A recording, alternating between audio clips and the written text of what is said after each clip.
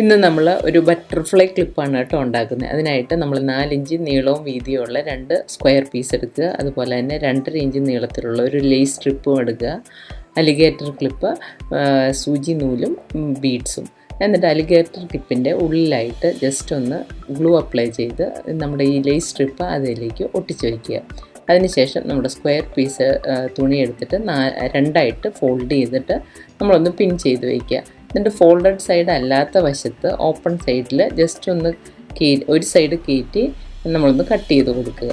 അതിനുശേഷം നമ്മളതിനെ 2ആയിട്ട് മടക്കിയിട്ട് സൂചി നൂല് ഉപയോഗിച്ച് ഓപ്പൺ വശങ്ങളെല്ലാം ഒന്ന് സ്റ്റിച്ച് ചെയ്തെടുക്കുക. അങ്ങനെ 2 പീസും സ്റ്റിച്ച് ചെയ്തെടുത്ത് നമ്മളിതാ ഇതുപോലെ 2 ഫ്രില്ല് പോലെ വരുന്ന രീതിയിൽ സ്റ്റിച്ച് ചെയ്തെടുത്ത് റെഡിയാക്കി എടുക്കുക. എന്നിട്ട് അതിനെ നമ്മൾ അലിഗേറ്റർ ക്ലിപ്പിൻ്റെ സെൻറ്ററിലേക്ക് ഒട്ടിച്ചു കൊടുക്കുക.